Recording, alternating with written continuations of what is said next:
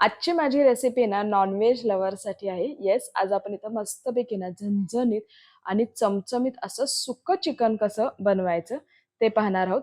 तर माझ्या घरात ज्या पद्धतीने सुक्कं चिकन बनवलं जातं ना, तीच पद्धत आज मी तुमच्याबरोबर शेअर केली आहे. छान महाराष्ट्रीयन पद्धतीचं सुक्कं चिकन आपण इथे बनवणार आहोत आणि तेही मस्त असं छान ग्रेव्ही असलेलं. तर वेळ न घालवता आपण ही रेसिपीला सुरुवात करणार आहोत. पण त्याआधी जर तुम्ही माझ्या चॅनलला सबस्क्राईब केलं नसेल, तर प्लीज सबस्क्राईब करा. बेल आयकॉनला म्हणजे घंटीलाही प्रेस करा. म्हणजे जेव्हा-जेव्हा मी रेसिपी अपलोड करत जाईल, तुम्हाला त्याचे नोटिफिकेशन मिळत जाईल. चला तर मग रेसिपीला सुरुवात करूया. नमस्कार, कृष्णाज रेसिपी मराठीमध्ये तुम्हा सर्वांचं मनःपूर्वक स्वागत आहे. आणि आज आपण बनवणार आहोत सुकं चिकन. तर सुकं चिकन बनवण्यासाठी ना, इथं मी साहित्यामध्ये ना 2 मध्यम आकाराचे कांदे उभे चिरून घेतलेले आहेत. थोडंसं इथे मी सुकं खोबरं घेतलेलं आहे. त्याचबरोबर आलं लसणाची पेस्ट, कोथिंबीर इथं मी घेतलेली आहे.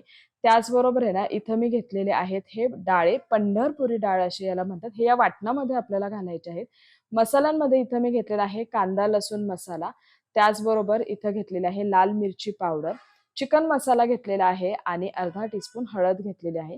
साहित्याचे प्रमाण खाली डिस्क्रिप्शन बॉक्समध्ये दिलेले आहे. तर आता सुकं चिकन बनवण्यासाठी आपल्याला जे वाटण बनवून घ्यायचं आहे ना, त्यासाठी आपल्याला आधी कांदा भाजून घ्यायचा आहे.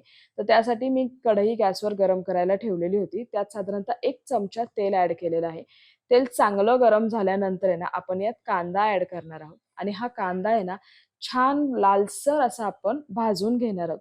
तर कांदा आहे ना, मीडियम फ्लेमवरती आपण चांगला भाजून घेणार आहोत. कांदा जळायचा नाही, तो छान लालसर असा झाला पाहिजे. तर हे बघा, इथे ना मस्त असा हा कांदा छान भाजला गेलेला आहे. तुम्ही बघू शकता.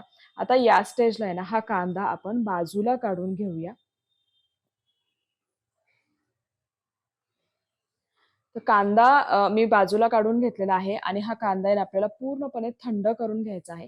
आता यातच आहे ना आपण हे जे खोबरं घेतलं होतं ना, ते खोबरं सुद्धा मी ॲड करणार आहे आणि खोबरं सुद्धा आहे ना हलकंसं लाल झालं पाहिजे. खूप जास्त खोबरं आपल्याला जाळायचं नाही. हलकंसं ते लालसर आणि क्रंची झालं पाहिजे. येस, तर तुम्ही इथे बघू शकता एक 2-3 मिनिटात आहे ना इथं खोबरं छान भाजलं गेलेलं आहे. आता हे खोबरं सुद्धा आहे ना आपण बाजूला काढून घेऊया आणि पूर्णपणे ना हे खोबरं आपल्याला थंड करून घ्यायचं आहे. थंड झाल्यानंतरच हे खोबरं आपण बारीक वाटून घेणार आहोत. येस, तर खोबरं आता इथं पूर्णपणे थंड झालेलं आहे. ते मी मिक्सर जारमध्ये ॲड केलेलं आहे. सोबतच जे आपण डाळे घेतल्या होत्या ना, पंढरपुरी डाळे ते ॲड केलेले आहे आणि हे मिक्सरला आहे ना, ह्याची एक छान फाईन पावडर करून घ्यायची आहे. डाळे ॲड केल्यामुळे काय होतं, ग्रेव्हीला एक छान टेस्ट येते आणि छान दाटसर होण्यास मदत होते. येस, तर हे बघा तुम्ही बघू शकता मस्त असं हे खोबरं आणि डाळे आहे ना, छान वाटून झालेलं आहे. तुम्ही बघू शकता छान पावडर झालेली आहे.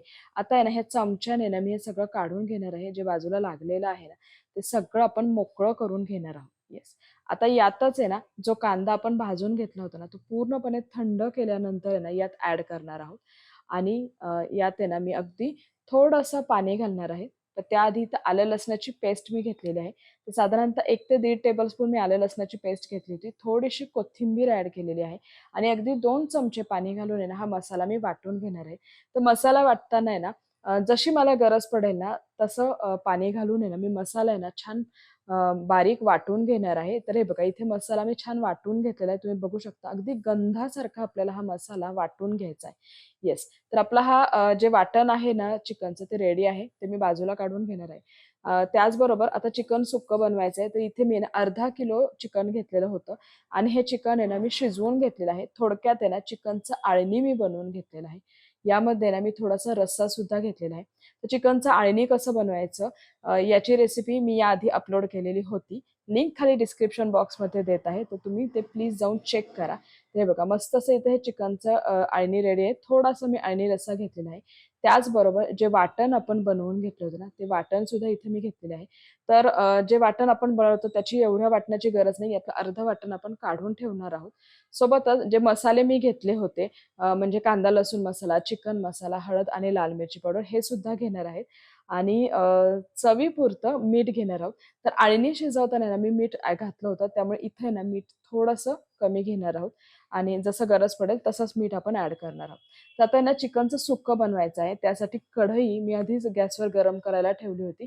मीडियम फ्लेमवरती कढई चांगली गरम झाल्यानंतर यात आहे ना मी तेल ॲड करणार आहे. तर साधारणतः 2 ते 2.5 टेबलस्पून मी इथं तेल ॲड केलेलं आहे. तुम्हाला छान असं त्याला एक तर्री हवी असेल ना, तर तेलाचं प्रमाण थोडंसं जास्त घ्या आणि नॉन-व्हेज म्हटलं ना, तर तेल हे थोडं जास्तच घालावं लागतं. तेल चांगलं तापल्यानंतर ना, इथे एक मध्यम आकाराचा कांदा बारीक चिरून घेतलेला होता मी आणि हा कांदा आहे ना, आपण छान परतून घेणार आहोत. तर मी साहित्यामध्ये कांदा दाखवायला विसरले. सो हे लक्षात ठेवा, की आपल्याला एक मध्यम आकाराचा कांदा बारीक चिरून घ्यायचा आहे आणि छान तो लालसर होईपर्यंत आहे ना, असा चांगला परतून घ्यायचा आहे. तर हे बघा, तुम्ही बघू शकता हळू कांद्याचं मॉइश्चर कमी झालेलं आहे आणि कांदा छान लालसर रंगावर परतला गेलेला आहे. आता आहे ना, यात हे जे वाटण आपण बनवून घेतलं होतं ना, ते वाटण मी ॲड करणार आहे आणि हे वाटण सुद्धा ना, एक 2-3 मिनिटं आपण छान परतून घेणार आहोत. तर सुरुवातीला हे वाटण आपण छान भाजून घेतलेलं होतं. त्यामुळे वाटण जास्त परतायची गरज नाही. हलकंसं आहे ना, याला तेल सुटेपर्यंत हे वाटण मीडियम फ्लेमवरती आपण परतून घेणार आहोत. येस, तर तुम्ही इथे बघू शकता मस्तपैकी ना हे वाटण छान परतत आलेलं आहे आणि एक 2-3 मिनिटं अजून आपण हे वाटण छान परतून घेणार आहोत. येस, तर इथे बघा वाटण छान परतलं गेलेलं आहे आणि त्याला आहे ना छान तेल सुटलेलं आहे. आता या स्टेजला आहे ना आपण यात मसाले ॲड करणार आहोत. थोडीशी हळद घालायची आहे कारण आहे ना चिकनचं अळणी बनवताना सुद्धा आपण हळद घातली होती. त्यामुळे अगदी किंचितशी हळद घालणार आहे. त्याचबरोबर मी इथं घातलेला आहे कांदा लसूण मसाला, चिकन मसाला आणि लाल मिरची पावडर. तर इथं मी आहे ना तिखट मिरची पावडर वापरलेली आहे कारण आमच्यात झणझणीत चिकन खायला आवडतं. तुम्हाला जर तिखट मिरची पावडर नको असेल ना, तर तुम्ही काय करा काश्मीरी मिरची पावडरचा वापर करा. त्यामुळे नुसता रंग येईल पण चिकन अजिबात झणझणीत होणार नाही. जर तुम्हाला झणझणीत टेस्ट आवडत नसेल तर, म्हणजे तिखट टेस्ट आवडत नसेल तर हे बघा आता मसाला टाकल्यानंतर सुद्धा ना एक 2-3 मिनिटं हे मसाले आपण छान परतून घेणार आहोत. येस, या मसाल्याचा आहे ना कच्चा वास निघून गेला पाहिजे. तर हे बघा इथं मसाले छान परतले गेलेले आहेत. आता आहे ना या स्टेजला आपण यात जे चिकन शिजवून घेतलेलं होतं ना, ते ॲड करणार आहोत. तर इथे नेहमी चिकन शिजवून घेतल्यानंतर जे चिकनचा रस्सा होता ना, म्हणजे अळणी रस्सा आहे ना, तोही ॲड केलेला आहे. कारण आहे ना मला खूप असं सुकं-सुकं चिकन नाही आवडत. थोडंसं ग्रेव्ही असलेलं चिकन. जसं हॉटेलमध्ये असतं ना, की सुकंच चिकन असतं, पण त्याला थोडीशी हलकीशी ग्रेव्ही असते. तशी ग्रेव्ही जर हवी असेल ना, तर हा अळणी रस्सा तुम्ही थोडासा ॲड करा. त्याचबरोबर चवीपुरतं मी मीठ ॲड केलेलं आहे. तर इथे ना टेस्ट आधी करा, की चिकनला मिठाची किती गरज आहे आणि त्यानुसार मीठ ॲड करा. येस, तर बघा मस्तपैकी असं हे छान आता याच्यात मीठही ॲड केलेलं आहे. आता हे ना इथं मला थोडंसं पातळ वाटत आहे. त्यामुळे मी काय करणार आहे, की हे चांगलं आहे ना शिजवून घेणार आहे. तर त्यासाठी ना काय करायचंय, की हे चिकन आहे ना एक 10 मिनिटं आपण झाकून ठेवूया आणि 10 मिनिटांनंतर चेक करूया. येस, तर इथं ऑलमोस्ट 10 मिनिट झालेले आहेत आणि बघा मस्त असं आहे ना, हे सुक्कं चिकन रेडी झालेलं आहे. तुम्ही बघू शकता रंग सुरेख आलेला आहे. छान त्याला असं तर्रीदार झालेलं आहे. मस्त झणझणीत असं हे सुक्कं चिकन झालेलं आहे. येस, तुम्ही बघू शकता. आता या स्टेजला आहे ना गॅसची फ्लेम मी ऑफ करणार आहे आणि हे सुक्कं चिकन आहे ना आपल्याला सर्व्ह करून घ्यायचं आहे. पण त्याआधी याच्यात मी थोडीशी कोथिंबीर ॲड करणार आहे. आणि ही कोथिंबीर सुद्धा मिक्स करायची आहे कारण कोथिंबीरीशिवाय ना कुठलाही पदार्थ मला अपूर्णच वाटतो. येस, तर मस्त अशी कोथिंबीर ॲड केल्यानंतर मी पुन्हा एकदा हलवून घेणार आहे आणि आता आहे ना हे सुक्कं चिकन आपण सर्व्ह करून घेऊया. तर येस, तर अशा पद्धतीने मस्त झणझणीत आणि चमचमीत असं सुक्कं चिकन खाण्यासाठी रेडी झालेलं आहे आणि बाहेर वातावरण तुम्ही बघू शकता. बऱ्यापैकी बाहेर पाऊस पडत आहे, थंड वातावरण आहे. अशा वातावरणात ना मस्त असे झणझणीत आणि चमचमीत सुक्कं चिकन खाण्याची मजा आहे ना काहीतरी निराळीच आहे. सो ज्यांना नॉन आवडतं त्यांनी ही डिश नक्की ट्राय करा. खूप सुंदर लागते आणि चव जर म्हणाल ना तर अप्रतिम लागते. तर नक्की ट्राय करा आणि मी जी ही रेसिपी बनवलेली आहे ना, ती तुम्हाला कशी वाटली हे मला कमेंट बॉक्समध्येही कळवा. त्याचबरोबर आहे ना माझ्या चॅनलला सबस्क्राईब करा, शेअर करा, लाईक करायला विसरू नका आणि ना अशाच नवनवीन रेसिपीसाठी आपण पुन्हा एकदा भेटूया.